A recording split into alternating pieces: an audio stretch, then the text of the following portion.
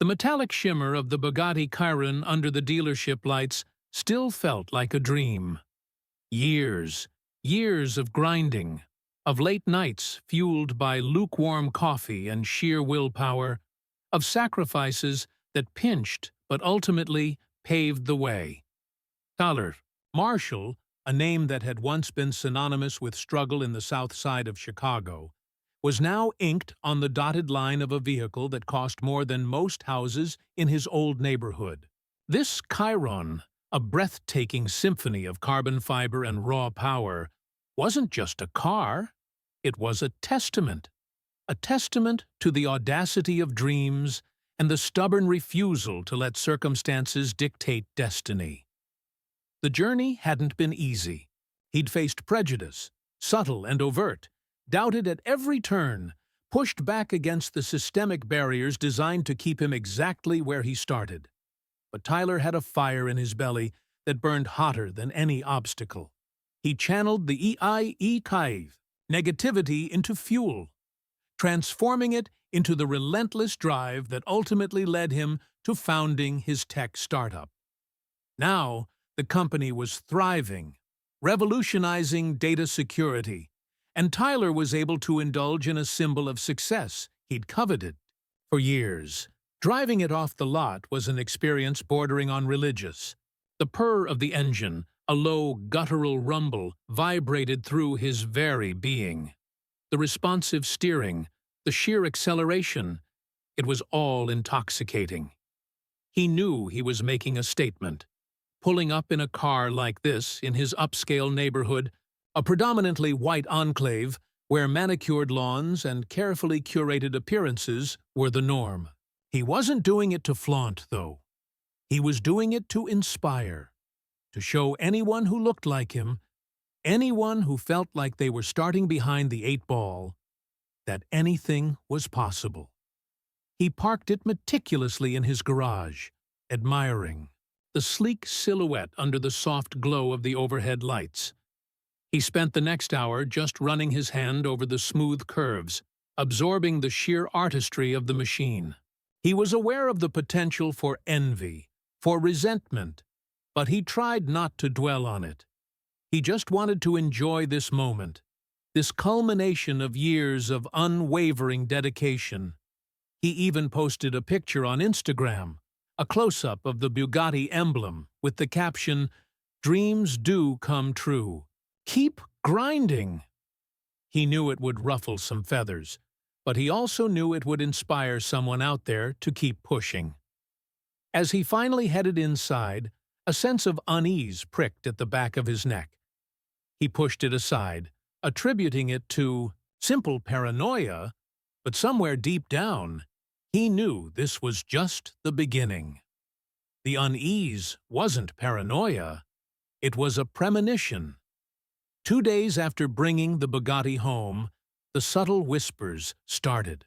He overheard snippets of hushed conversations at the neighborhood watch meeting, saw the sidelong glances and the barely concealed scowls. He ignored them, focusing on his work and enjoying his new toy. But then came Karen. Karen Thompson was a fixture in the neighborhood, the self-appointed guardian of its pristine image and arbiter of all things acceptable. She was the type who complained about fallen leaves, whose smile never quite reached her eyes, and who possessed an uncanny ability to find fault with everything. Tyler had only exchanged a few polite greetings with her before, but he knew her reputation.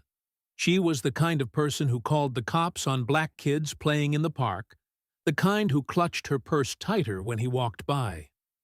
One afternoon, as he was washing the Bugatti in his driveway, Karen approached, her face a mask of thinly veiled disapproval.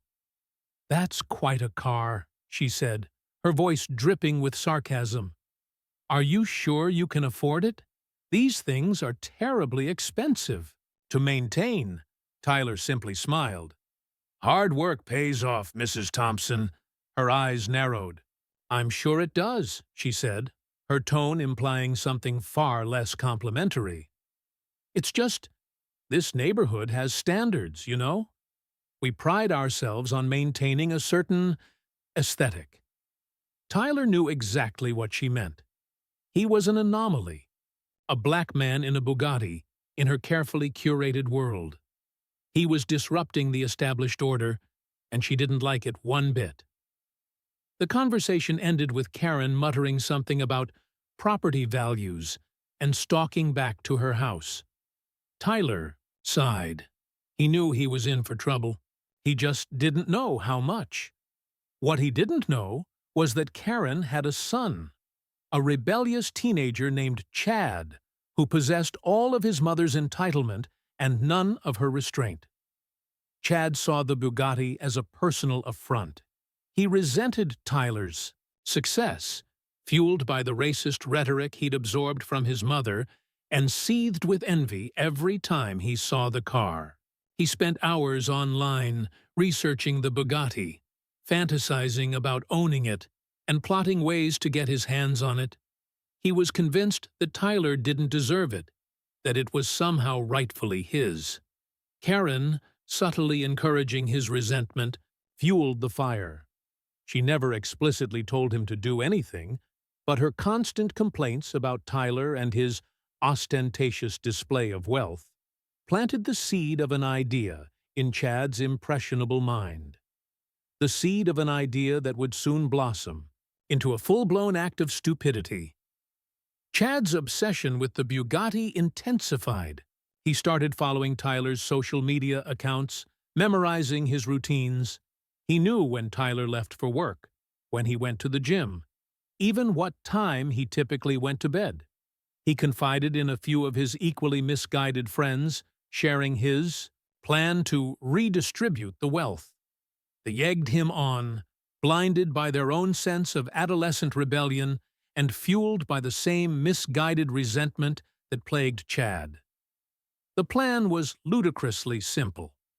Wait until Tyler was asleep, sneak into his garage, and drive off with the Bugatti.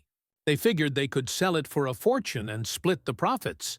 They were hopelessly naive, completely unaware of the complexities involved in stealing and selling a car of that magnitude. They didn't realize the security measures Tyler had in place, the tracking devices, the high-end alarm system. They were just a bunch of entitled teenagers blinded by greed and stupidity. Meanwhile, Tyler wasn't oblivious. He'd seen Chad lurking around his property, noticed the suspicious glances, and heard the hushed conversations. He knew something was brewing. He'd even caught Chad snapping pictures of the Bugatti with his phone. He decided to take matters into his own hands. He installed even more advanced security measures, including hidden cameras and a silent alarm system that would alert the police directly. He also reached out to a friend of his from his old neighborhood, a former cop named Marcus, who now worked as a private security consultant. He explained the situation and asked for his help. Marcus, a towering figure with a no-nonsense demeanor, took the threat seriously. He knew how quickly things could escalate, especially with entitled teenagers involved. He advised Tyler to play along, to let Chad think he was getting away with something.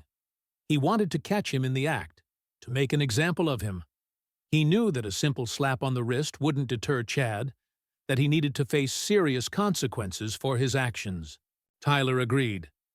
He was tired of being targeted, tired of having to deal with this kind of blatant disrespect. He was ready to put an end to it, once and for all. The night arrived.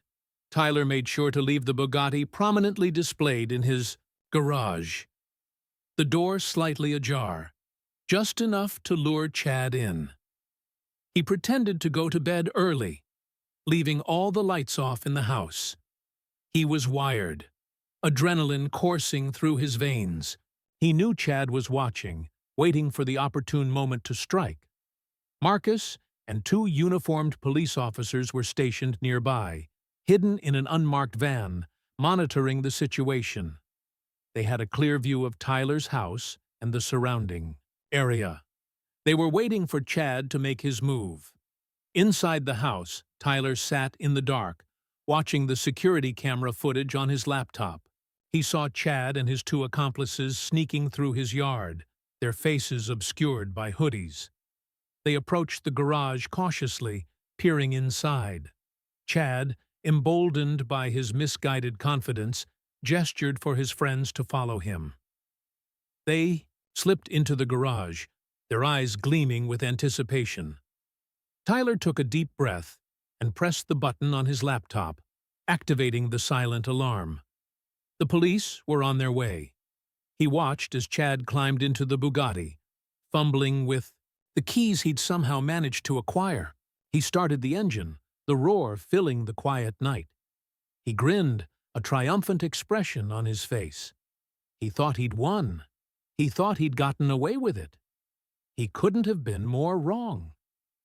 Tyler felt a surge of satisfaction as he watched Chad's smug expression falter. The police sirens wailed in the distance, growing louder with each passing second. Chad panicked, his hands shaking as he tried to put the car in gear. It was too late. The police van screeched to a halt in front of the garage, blocking the entrance. The officers jumped out, guns drawn, yelling for Chad and his friends to surrender. The scene unfolded like a poorly choreographed movie. Chad and his accomplices, caught completely off guard, scrambled out of the Bugatti, their bravado evaporating in the face of flashing lights and drawn weapons.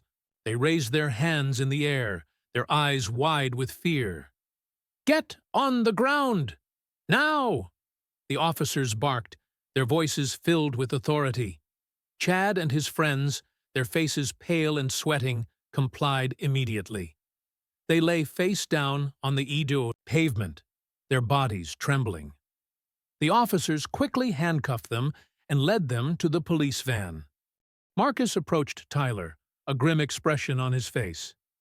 "They're all in custody," he said. "They'll be facing some serious charges." Tyler nodded, a sense of relief washing over him. "Thank you, Marcus," he said. "I don't know what I would have done without you." Marcus clapped him on the shoulder. "Don't mention it," he said. "Just glad we could put an end to this nonsense." As the police van drove away, Tyler couldn't help but feel a sense of pity for Chad and his friends. They were just misguided teenagers, led astray by their own ignorance and entitlement. But they also needed to learn a lesson, to understand that actions have consequences. The next morning, the news spread like wildfire through the neighborhood. Everyone was talking about Chad's arrest. Karen Thompson, predictably, was outraged. She stormed over to Tyler's house, demanding an explanation. "Chonuntur, could you do this to my son?" she shrieked, her face contorted with anger. "He's just a kid. You're ruining his life." Tyler stood his ground, his voice calm but firm. "Your son tried to steal my car, Mrs. Thompson," he said. "He made a choice, and he has to face the consequences. Maybe this will be a wake-up call for him, a chance to learn from his mistakes," Karen scoffed. "This is all your fault," she yelled. "You flaunted your wealth. You provoked him. You brought this on yourself." Tyler simply shook his head. "I'm not responsible for your son's actions, Mrs. Thompson," he said. "You are." The fallout from Chad's arrest was significant.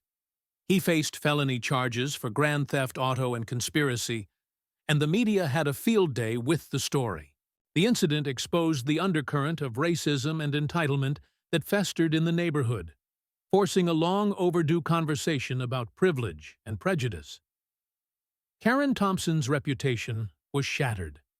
She became a pariah in the community, ostracized by her former friends and neighbors. Her constant complaining and entitled behavior had finally caught up with her. Chad's future was uncertain. He faced the possibility of jail time and a criminal record that would haunt him for years to come. He was expelled from school, and his dreams of attending college were dashed. Tyler, on the other hand, became a symbol of resilience and strength. He used the incident as an opportunity to speak out against racism and inequality, sharing his story with the world. He started a foundation to support underprivileged youth, providing them with access to education and resources they needed to succeed. He even wrote a book about his experiences titled Beyond the Bugatti, which became a bestseller, inspiring countless readers around the globe. The neighborhood eventually began to heal. The incident forced people to confront their own biases and prejudices, leading to a more inclusive and tolerant community. Tyler's presence, once a source of resentment, became a source of pride. He proved that success wasn't limited by race or background, that anyone could achieve their dreams with hard work and determination. He still drove the Bugatti, of course. It was a reminder of his journey, a symbol of his triumph over adversity.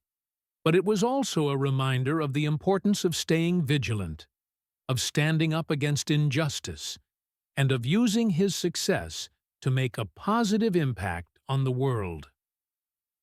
The Reby incident with Chad had been a harrowing experience, but it had also been a catalyst for change, both in his own life and in the lives of others.